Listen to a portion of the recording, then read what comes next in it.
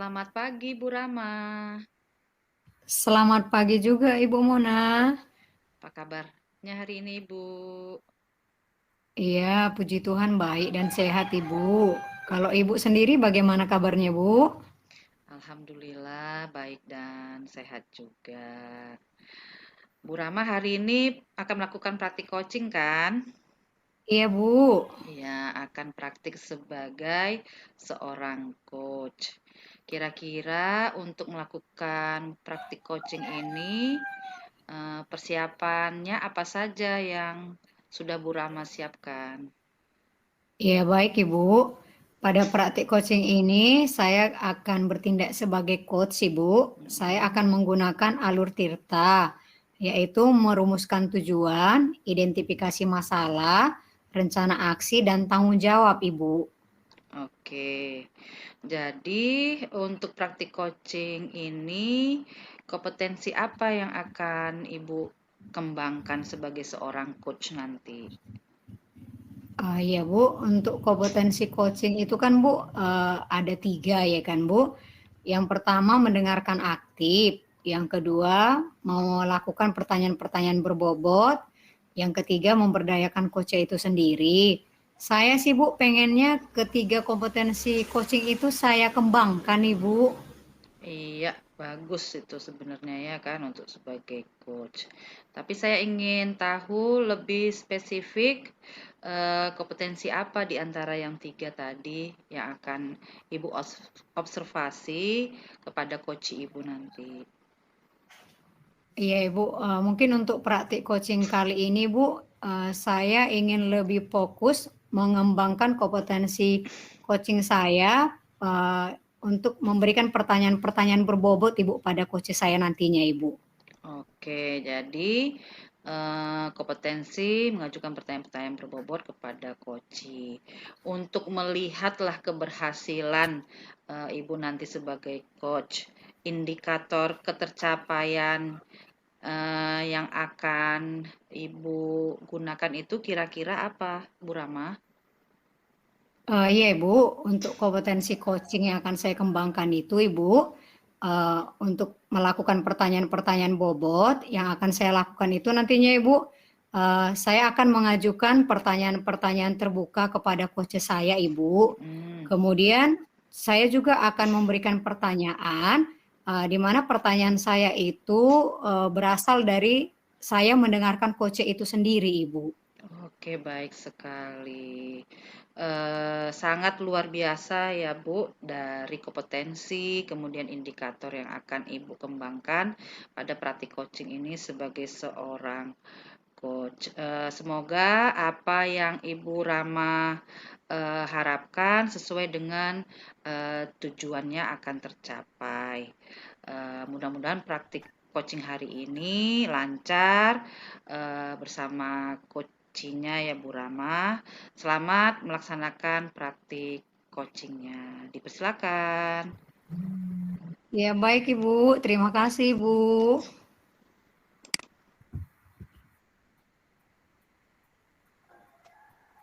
Selamat pagi Bu Rama.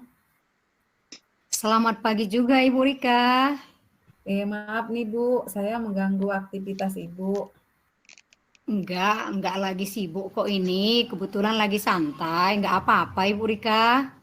Oh, syukurlah kalau begitu ya Bu. Iya, kira-kira apa ini yang mau kita diskusikan ini Ibu Rika? Gini Bu, saya kan Ibu tahu sendiri saya kan guru mata pelajaran sosiologi ya kan Bu. Nah, Ya, masalah yang masih terus mengganggu pikiran saya nih Bu. Kenapa ya kok sepertinya peserta didik saya terlihat kurang bersemangat gitu ketika belajar sosiologi. Memang saya akui, mata pelajaran sosiologi ini selalu diberi label sebagai mata pelajaran hafalan, Bu. Mata pelajaran yang membosankan, dan lain-lain lagi lah, Bu. Padahal sebenarnya, pada faktanya, mata pelajaran sosiologi ini berkaitan dengan kehidupan kita sehari-hari, baik secara individu ataupun kelompok di masyarakat. Begitu, Bu. oke. Jadi ini sekarang kita mau berdiskusi tentang peserta didik Ibu Rica ya. yang menurut Ibu Rica kurang bersemangat ketika belajar sosiologi. Begitu ya Ibu Rica ya? Iya Bu, benar sekali Bu. Saya mau diskusi tentang itu Bu. Oke, baiklah Ibu Rica. Eh, Kira-kira dari diskusi kita hari inilah, apalah yang ingin Ibu dapatkan, Ibu Rica? Saya itu ya Bu, saya itu pengennya peserta didik saya itu bersemangat ketika belajar sosiologi dengan saya Bu. Wah, luar biasa sekali sebenarnya tujuannya ya kan Ibu Rica ya. Ibu pengen peserta didiknya bersemangat kembali ketika belajar sosiologi ya kan Bu Rica? Iya Bu, benar. Saya pengen sekali seperti itu. Oke, baiklah Ibu Rica. Kita kembali ke topik yang tadi ya Ibu Rica. Kalau menurut Ibu Rica sendirilah yang Ibu lihat, Ibu amati tentang peserta didik Ibu itu gitu kan. Sewaktu Ibu memberikan pembelajaran sosiologi di kelas, apalah kira-kira Bu Rica yang membuat peserta didik Ibu itu kurang bersemangat belajar sosiologi, Bu? Kalau menurut saya ini ya Bu, saya ingat-ingat lagi gitu. Mungkin karena pelajaran sosiologi itu kan banyak belajar tentang konsep-konsep sosiologi ya Bu, itu sifatnya bisa berupa hafalan gitu. Jadi mungkin peserta didik ini, bosan, kurang bersemangat gitu Bu. Oh, jadi menurut Bu Rica, peserta didik itu kurang bersemangat belajar sosiologi karena banyak belajar konsep-konsep di sosiologi itu ya kan Bu ya. Dan sifatnya mata pelajaran sosiologi ini juga merupakan mata pelajaran hafalan, banyak hafalannya begitu ya kan Bu. Makanya siswa-siswa atau peserta didik Ibu itu merasa bosan belajar sosiologi dan sehingga mereka kurang bersemangat untuk mengikuti pembelajaran sosiologi. Kira-kira selain itu Bu, ada lagi nggak hal yang membuat mereka kurang bersemangat belajar sosiologi Bu? Apalagi ya? Oh, bisa jadi mungkin Bu, cara saya menyampaikan materi ya Bu. Saya memang seringnya itu menggunakan model ceramah, terus tanya jawab gitu. Padahal kan sebenarnya sosiologi ini sudah menghafal, sudah banyak hafalannya, konsep-konsepnya itu dengan menghafal. Saya juga menggunakan dengan model ceramah dan tanya jawab. Peserta didik mungkin itu yang membuat mereka kurang bersemangat, mereka merasa itu kurang inovatif, kurang kreatif gitu, Bu. Oke, jadi menurut Bu Rica sendiri nih ya kan, selain karena di sosiologi itu banyak teori-teori konsepnya, kemudian banyak hafalan-hafalannya, dan ternyata menurut Bu Rica ditambah lagi dengan metode pembelajaran yang Ibu Rica buat itu, dengan metode ceramah dan tanya jawab itu menurut Bu Rica juga kurang menarik begitu ya kan, sehingga murid-murid itu merasa bosan sewaktu mengikuti pembelajaran sosiologi. Benar begitu ya kan Bu Rica? Iya, Bu, benar. Saya merasa karena itu mungkin juga penyebabnya, Bu. Oke ya. Jadi kalau menurut Ibu Rica sendiri lah Bu, seperti apa sih kira-kira seharusnya uh, mengajarkan mata pelajaran sosiologi tadi dengan berbagai konsep-konsep teori tadi yang banyak hafalannya tadi kan gitu kan? Sehingga mata pelajaran sosiologi itu menjadi mata pelajaran yang menarik dan membuat murid-murid bersemangat Ibu Rica. Kalau menurut saya nih ya Bu, saya memang mengakui ya, itu kelemahan saya. Padahal kan sekarang ini di era digital, seharusnya peserta didik itu bisa belajar menggunakan Android-nya gitu Bu. Apalagi peserta didik ini kebanyakan mereka lebih suka dengan game Bu. Oh iya, benar sekali Bu Rica. Saya pun setuju dengan Ibu Rica kan gitu. Uh, jadi kalau menurut Bu Rica, apalah yang akan Ibu Rica lakukan? Kalau menurut saya uh, akan menanamkan itu Bu, unsur game tadi kalau bisa ada di mata pelajaran sosiologi tadi begitu Bu. Oke, jadi untuk membuat peserta didik Ibu bersemangat, maka Ibu Rica akan membuat pembelajaran sosiologi dengan membuat metode ataupun model pembelajaran yang ada unsur gamenya ya kan Ibu Rica ya. Selain itu kira-kira ada lagi hal lain Ibu Rica? Iya benar Bu, nanti saya ini kan. Selain itu saya mau rencananya mengubah cara mengajar saya ya Bu. Saya mau coba mengubahnya dengan cara mengajar yang peserta didik senangi, Bu. Oh, mantap sekali tuh Bu Rica. Seperti apalah kira-kira yang sudah Ibu bayangkan mengajarkan sosiologi itu membuat peserta didik itu senang, Ibu Rica? Begini Bu, saya ada rencana nih Bu, membuat kelas belajar dengan aplikasi digital untuk peserta didik sekolah. Nah, menurut saya ini menarik untuk siswa karena tadi memang kita hidup di era digital, sehingga belajar sosiologi tadi yang khususnya hafalan itu udah bisa diganti dengan memanfaatkan Android Bu untuk tugas-tugas peserta didik tadi. Wah, mantap sekali rencananya Ibu Rica.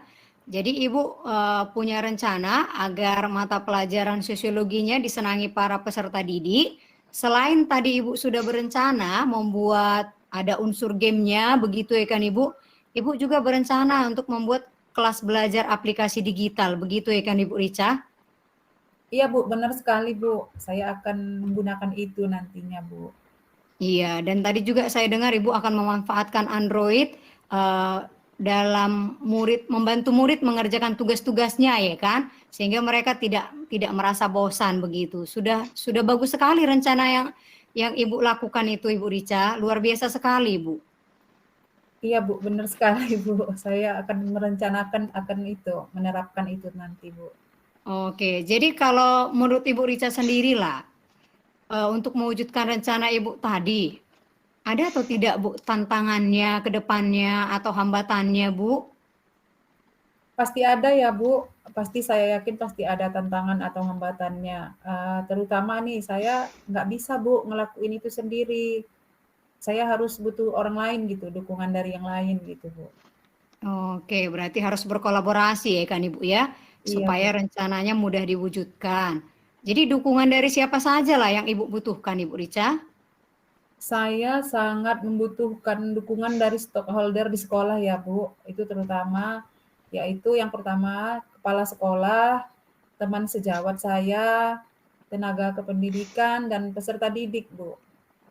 Oke, jadi Ibu Rica itu butuh dukungan dari stakeholder yang ada di sekolah lah ya kan, atau semua warga sekolah, seperti kepala sekolah, teman-teman sejawat, tenaga kependidikan, dan peserta didik itu sendiri. Selain itu ada nggak kira-kira lagi butuh dukungan apa kira-kira lagi gitu Bu Rica? Iya benar Bu, selain tadi dukungan dari stakeholder itu, saya juga nanti terkhususnya lah ini ya, semoga dapat izin dari kepala sekolah, saya minta dukungan berupa sarana prasarana Bu. Karena ini nanti berbasis Android lah ya kan Bu. Itu Iya, kan iya. harus butuh internet, wifi. Jadi saya nanti mau bermohon dukungan dari kepala sekolah itu supaya saya bisa menggunakan lab komputer, memanfaatkan lab komputer dalam pembelajaran saya, begitu Bu. Wah, sudah mantap sekali rencananya Ibu Rica ya. Lalu menurut Ibu Rica, tindakan apa yang harus Ibu Rica lakukan untuk mendapatkan dukungan dari semua stakeholder tadi, Bu Rica? Baik itu dari kepala sekolahnya, teman sejawatnya, atau peserta didiknya tadi, Bu. Secara pribadi ya Bu, secara pribadi nanti pertama sekali saya akan menemui kepala sekolah terlebih dahulu. Saya mau menyampaikan rencana saya tadi. Kemudian setelah disetujui oleh kepala sekolah, saya akan bersosialisasi ke teman sejawat, ke tenaga kependidikan dan peserta didik tentang rencana saya membuat kelas belajar aplikasi digital tadi Bu di sekolah. Oke, Bu Rica ya. Jadi rencana kedepannya Ibu Rica akan menemui kepala sekolah untuk menyampaikan rencananya dan akan melaksanakan sosialisasi ke teman sejawat, tenaga kependidikan dan peserta didik untuk berkolaborasi dengan semua pihak untuk mewujudkan rencana tersebut. Jadi tadinya hal yang Ibu Rica bayangkan sulit untuk diwujudkan, maka akan menjadi mudah diwujudkan. Benar begitu ya Ibu Rica ya? Iya Bu, benar sekali. Saya yakin dengan kolaborasi itu saya bisa menghadapi hambatan dan tantangan tadi Bu. Oke. Jadi ini kapan nih Bu Rica kira-kira rencananya mulai akan dilaksanakan? begitu, supaya segera terwujud kelas belajar aplikasi digitalnya tadi, Bu.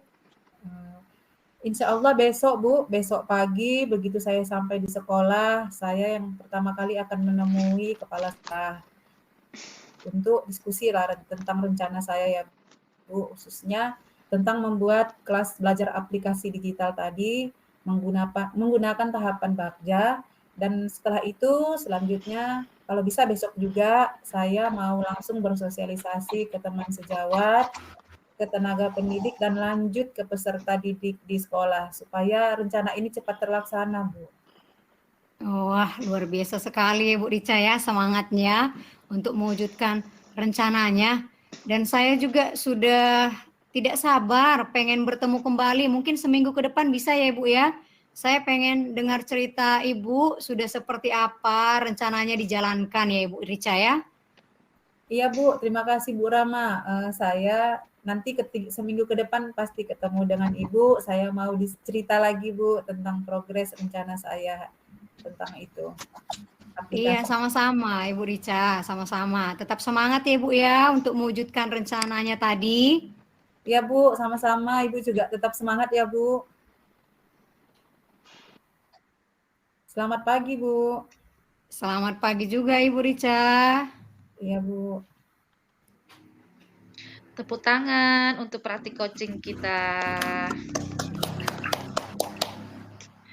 Oke, sangat luar biasa ya Ibu Rama sebagai coach melakukan praktik coaching pada kesempatan ini.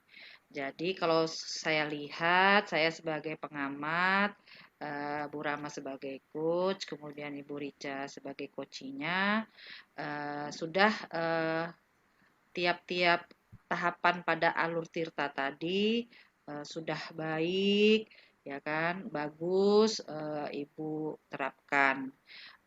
Yang ingin saya tanyakan, yang Ibu lakukan tadi itu indikatornya yang akan Ibu kembangkan sesuai tadi yang di percakapan awal kita bicarakan. Menurut Ibu, apakah sudah tercapai?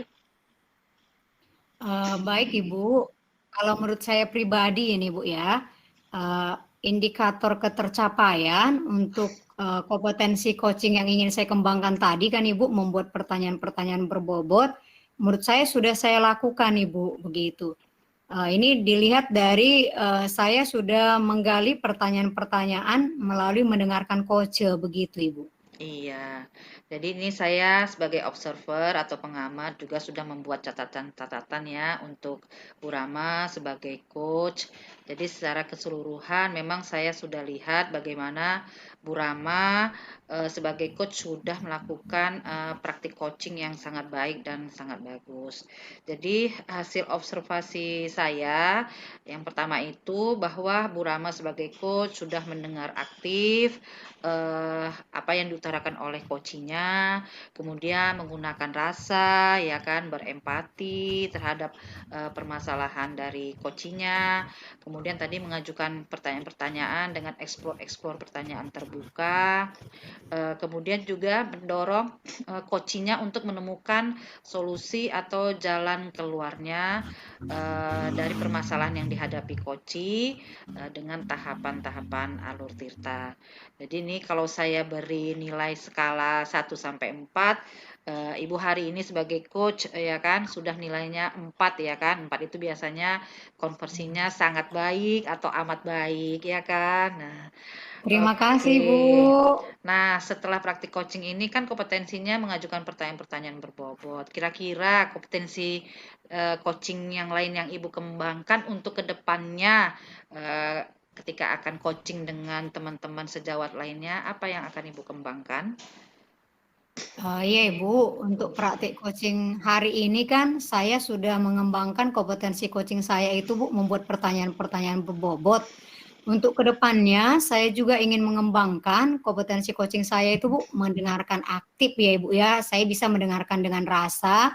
Kemudian Ibu, saya juga pengen mengembangkan kompetensi coaching, memberdayakan coach itu sendiri Bu. Oke, ya.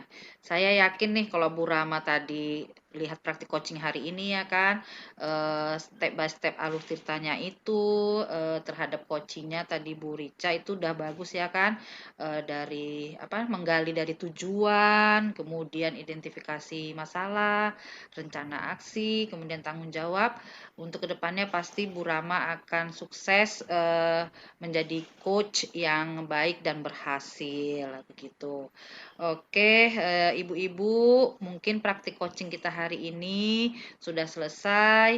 Saya sebagai pengamat, kemudian Ibu Rama Royani Sitorus sebagai coach, dan Ibu Rica Aslinan Sinaga sebagai coachee. Nah, mudah-mudahan kedepannya bisa menerapkan coachingnya lebih baik lagi. Saya akhiri dengan selamat pagi ibu-ibu, sampai jumpa ke depannya lagi, sukses selalu untuk kita semua. Selamat pagi, Bu.